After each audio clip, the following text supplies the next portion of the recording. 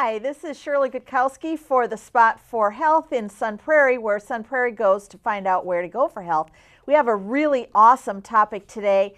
It's not really a healthcare provider per se, but we're going to be talking about bicycling, which personally I think is probably the absolute best exercise in the world because you have a lot of control over different aspects of how much you want to, how much energy you want to expend. And we have a very special guest today, Peter Dettmer of Sun Prairie Moves, which is an advocacy organization in Sun Prairie that talks about bicycling and getting bicycling together and cyclists together. Peter was born and raised in Germany, yay. He immigrated to the United States in 1999. He's married to Connie, and he's been involved in sports since early childhood. He discovered he was type 2 diabetes in 2008, changed his diet, and became really active, including things like triathlons. He started his 6th Ironman Wisconsin in September, so that's pretty awesome. That's pretty drastic. Yep. Thank you. It's not everybody that can do an Ironman, but that's not what we're going to be really talking about today, because cycling is only 1/3 of the Ironman, right? Correct. And anybody can cycle. You don't have to be an Ironman to do it. No, absolutely not. That's just the biggest misconception, that you have to be top-notch athlete to ride your bike. And there are enough people around the city who are athletes or who are avid riders who commute regularly, and there are different groups organized that meet and ride together at different paces. But what we're trying to do with the advocacy group is really to let people know that anybody can ride their bike. So was this Ironman thing your first foray into cycling? I know you're from Germany, where cycling is pretty big. Mm-hmm. Yeah, growing up, you had options of walking to school, taking a school bus to school, or biking. And if you did any after-school activities, you pretty much had to ride your bike. So I lived in a small town, and my school was 4 miles away. So I had to ride, 4 miles one way almost every other day to participate and do the sports that I wanted. So it was naturally something I did. And I did other sports, tennis and soccer and swimming. But they kind of fell off when I got my driving license and was 18. I know, it's shocking. And was primarily driving and, gained some weight and, did some exchange programs, did my apprenticeship, came over to the States. And when I first got here, I was introduced to mountain biking by some colleagues and friends.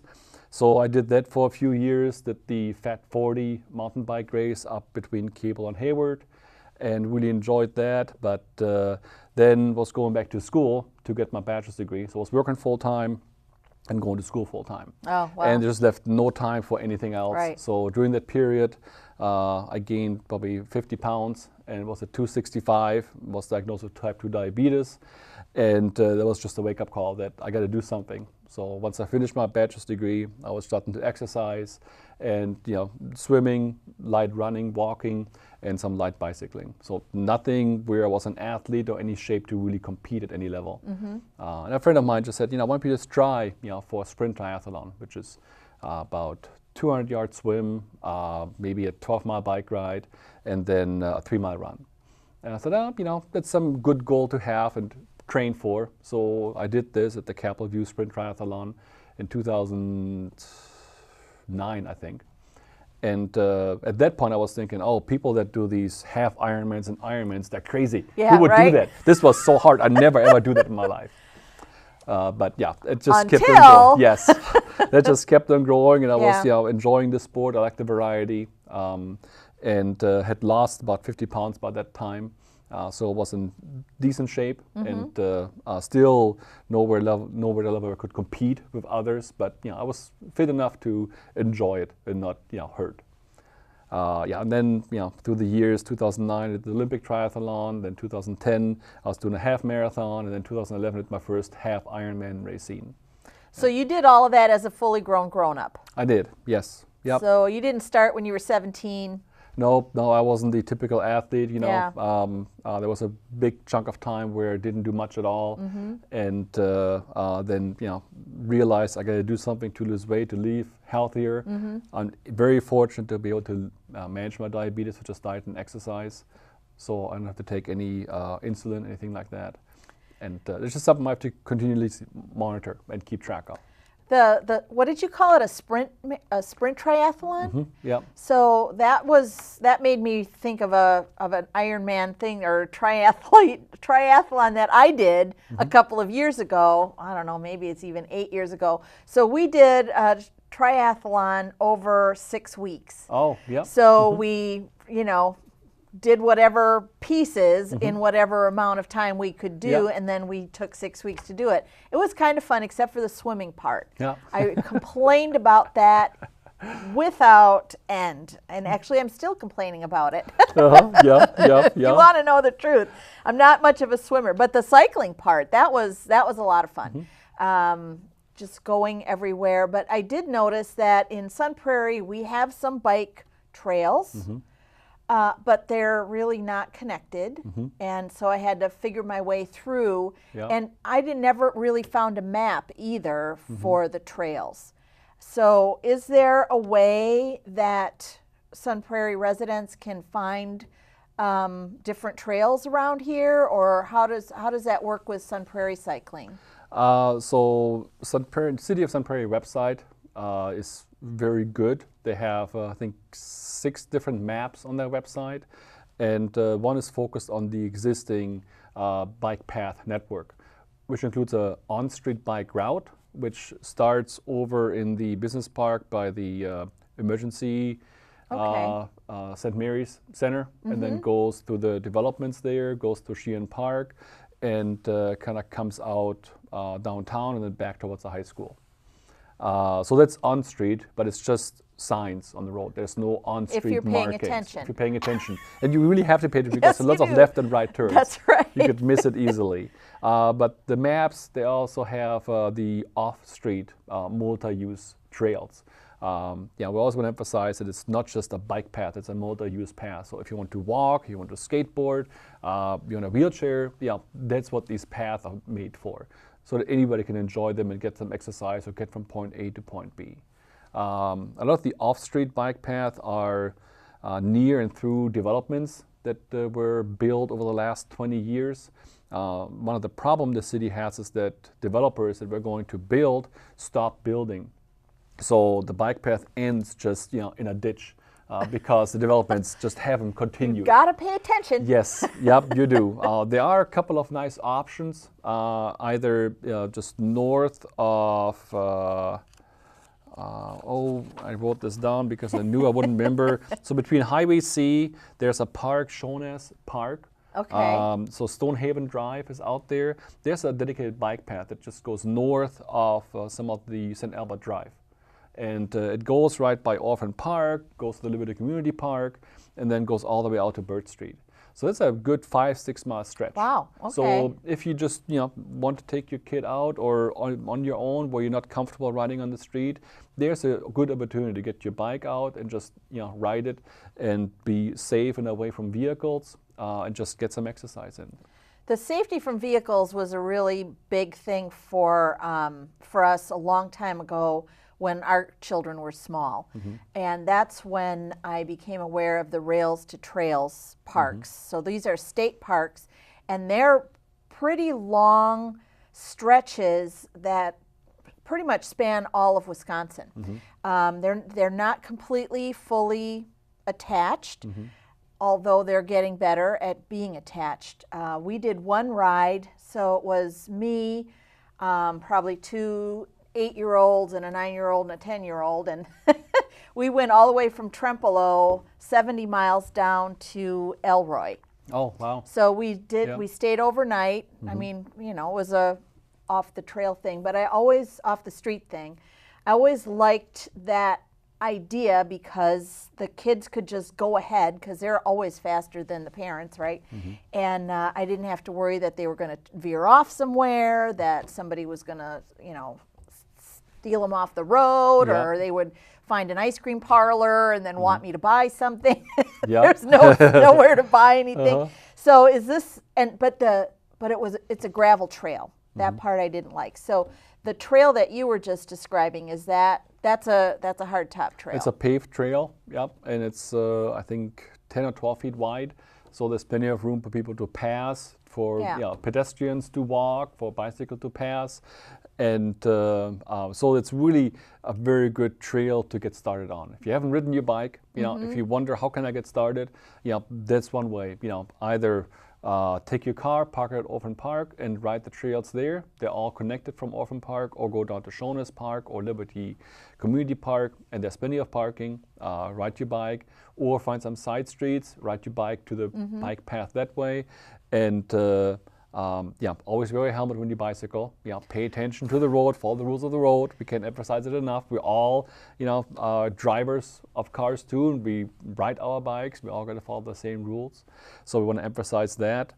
To get started, there are some nice areas where you can do that safely. And if you're adventurous and want to do more, there's a glacial Drummond Trail down in Cottage Grove. It's gravel too.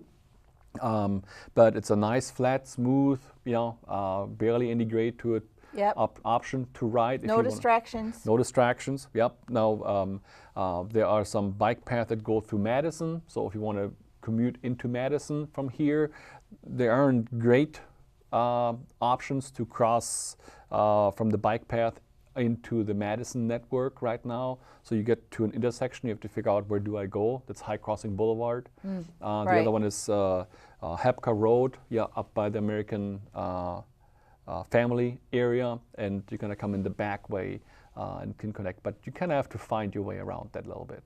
So if you went to the City of Sun Prairie website and looked at the maps, you would be able to kind of at least imagine how those could go together. Yep.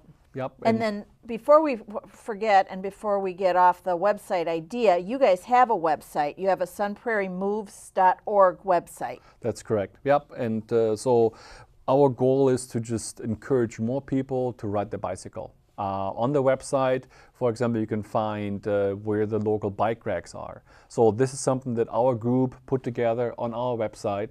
And it shows location, and if you hover over the symbols, you can see a picture of what the bike rack looks like. That's awesome. And it also includes picnic benches and shopping areas, destinations, and most of them have a bike rack with them. So one thing is if you ride your bike and maybe you just want to go get ice cream.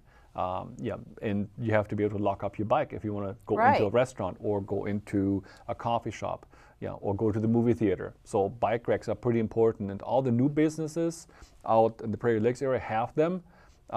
Which, if you ride your bike, it's almost always front row parking. Oh, That's nice. something to consider. If you otherwise hunt around a parking spot, the movie theater, you can be quarter mile away. And if it's bad weather out or rainy. Bicycle parking is always a good option. Downtown, there's just limited room, so parking is a little more difficult, but those are all things we're trying to work on with the City of Sun Prairie to put bicycle racks in public areas so you can lock it up and then walk, wherever you want to go. Yeah, it's that is tricky, is to find a place to lock your bike up with, and then what kind of a bike lock. Can we talk about that for just a half a second?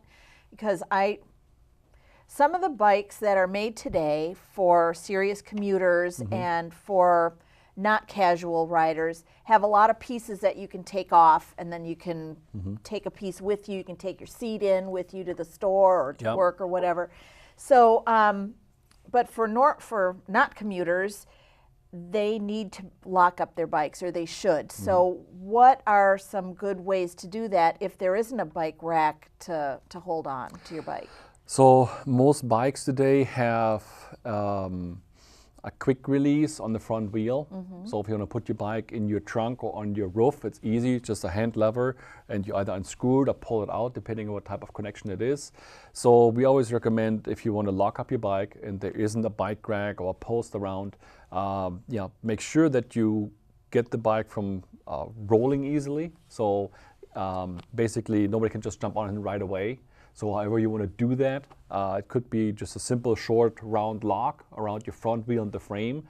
So if you secure those together, they can't just pull the wheel off and take the frame with them. Either the front wheels were the most important part. That's something that somebody could pull out if it's only locked, and they take the frame, the rest of the bike with them. Otherwise, you know, if you can find some pole, you know, try to, you know, get some of the locks that wind themselves up and you can easily stretch out. They can attach to your bike, so you don't have to. So they're like a cable, like that kind? Yep, yep. And that's safe? You're not going to, somebody can't just come in with a... Well, there isn't really, if somebody wants to get your bike, they're going to take your bike. Right. So if somebody is out to steal bikes, you know, there isn't a lock invented yet that will prevent them from cutting it. You know, they make bolt cutters, you know, they fold up and they fit into your coat. You can walk up and, you know, cut. Well, we don't want to give lessons. I know, we don't. How to steal a bike. But, you know, really the prevention is trying to keep it from somebody just getting on and walking or running away with it. That's the intention of a bike lock. Yeah. So it's okay, city management-wise, to lock your bike up to a light pole or some other kind of a municipal piece of equipment? Well, I don't know. I would think that it is. I would hope so. Yep. If they're not going to provide it, right? Yep, yep. So I would think it'd be okay. You may want to be careful of not blocking the sidewalk. You know, so if your bike is locked up and it's halfway to the sidewalk, there could be an issue. You want to be aware of, you know, other people still having to use the sidewalk. And don't forget where you park it. Well, yeah. Because, you know, you'll be walking around down on campus and you'll see a bike that's been obviously sitting there for months. Yep, yep, It's tied up to a piece of equipment. So that's another important thing. So, all right, so sunprairiemoves.org. So I want to make sure about that. Then you also have a couple of little events coming up, like you have a parking structure. You create a parking structure for the Sun Prairie, the Strawberry Fest. Yep. So what's that like? So if we wanted to bike to the Strawberry Fest, what does a cyclist do?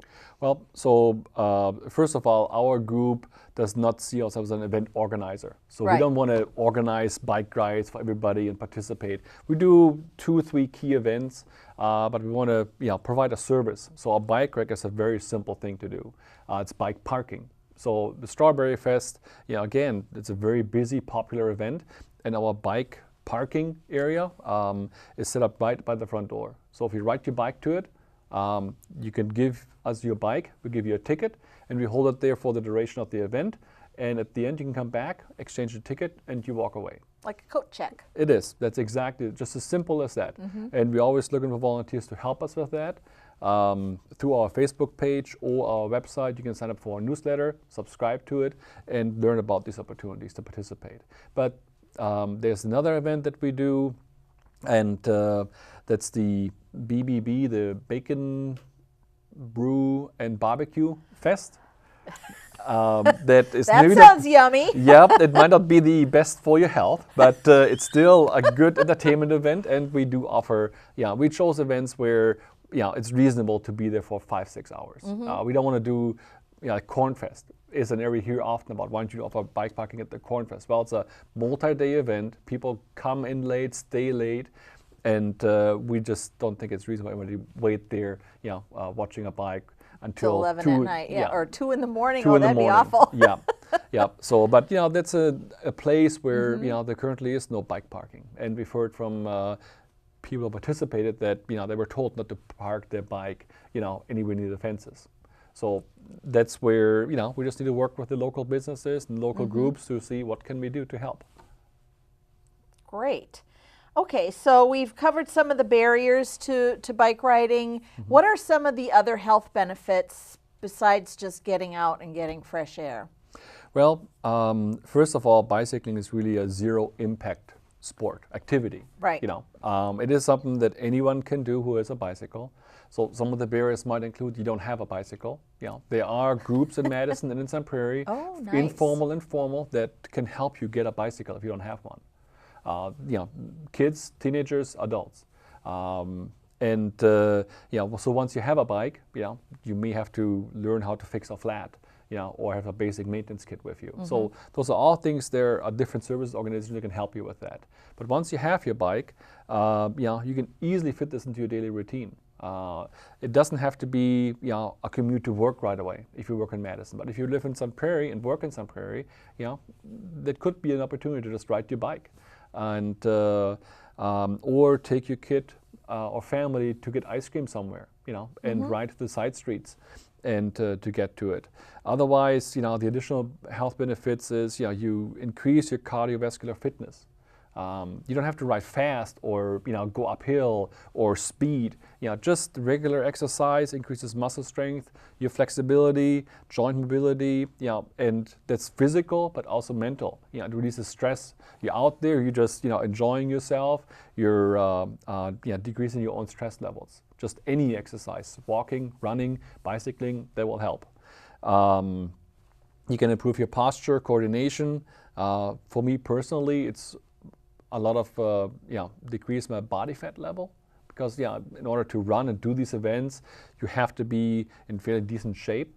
So over the last 2 months, I focused on that, just by running, walking, and easy light bicycling. So nothing fast, not breaking any records, but there are many things that will benefit you personally if you ride your bicycle.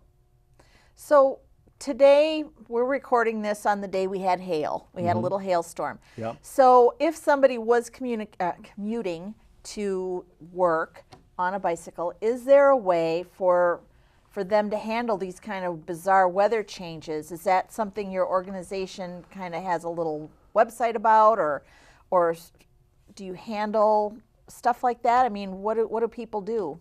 Well, when we talked about barriers earlier, the weather can certainly be one. Yes, there's probably in Wisconsin 5-6 months where you're going to be guaranteed decent weather, meaning not super hot, not super cold, no accumulations of any type. But winter months are different. Yeah. So we just have to, if you want to get into bicycling and you want to commute, you probably have to invest some money into the appropriate gear. Our group as a whole does not offer any services at this point. One of the long-term goals for the city of Sun Prairie is to bring Madison Metro into Sun Prairie. So they have bike racks on the buses. Yeah. So if you ride one way, you might be able to get your bus and bring it back. Or you may have to have a colleague or family member come and get you if the weather gets really that bad. But being a commuter, you get pretty serious. You make some investments. They make these fat bikes now that have up to 5-inch wide tires. Yeah, I was going to ask you about those. And I was able to purchase one myself. Really? And been using that to ride to work. I work at Madison Area Technical College. I live here in Sun Prairie. It's about a 10-mile one-way trip, and it's slow. It takes me over an hour to do that. I'm not racing, but Right. And I'm fortunate enough to have access to showers there, because I certainly need them after Right. that ride. But I had to get some gear, some different pants. But if you're skiing or things, that gear will work. Yeah. For that commuting part, again, there are some investments necessary. But just to do it locally in Sun Prairie, if a hailstorm comes in, maybe get off your bike if you're not comfortable, and just seek shelter. Yeah, I like the commuting part. 10 miles isn't that far. It does take an hour, but there's a lot of people who spend a lot of money going to a gym and spending an hour a day at the gym, or 2 hours a day at the gym. That's what I also like about cycling. It's just part of your day. It's part of getting around. I also notice that people who do a lot of cycling look like they're weightlifters. I mean, they do have, it's not just your legs that are strong after cycling. So I kind of wanted to point that out because it does help distribute your weight.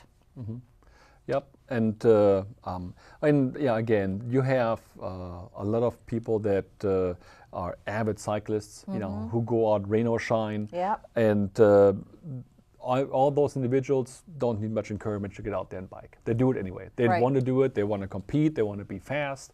So those are typically the people that are part of our group.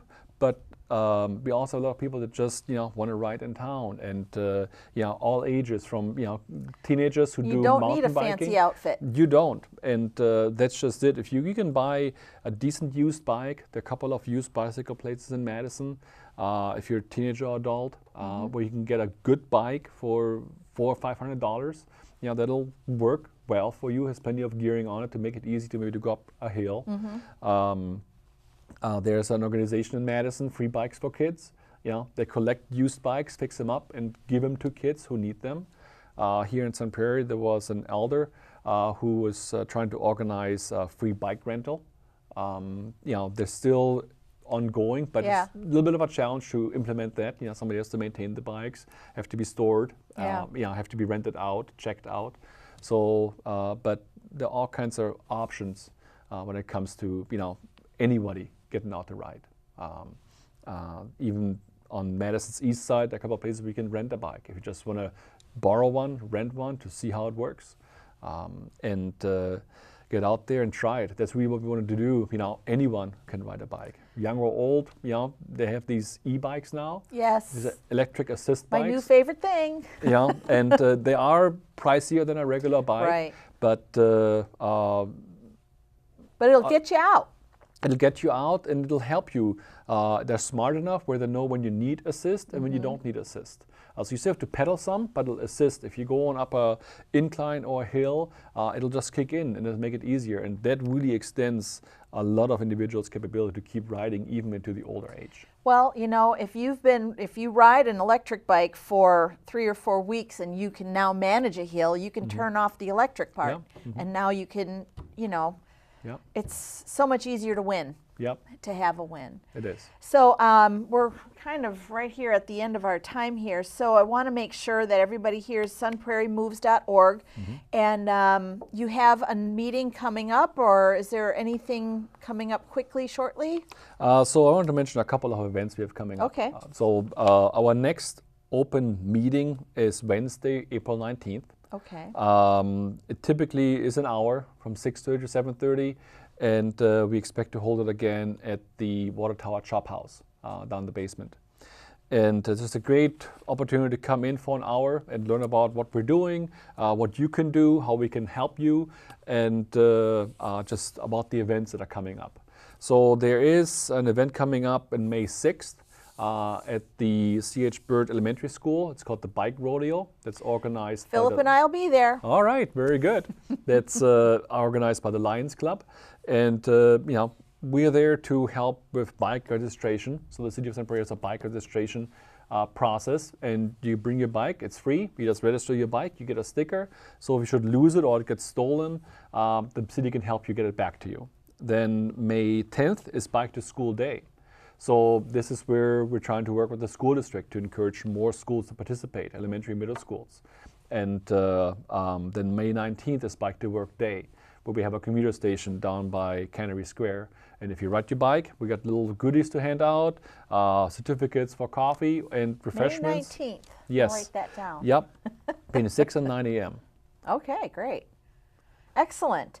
Well, thank you, Peter, so much for stopping by the Spot for Health and talking about cycling and the benefits of cycling and how to get started in Sun Prairie in a bunch of different ways. Yep.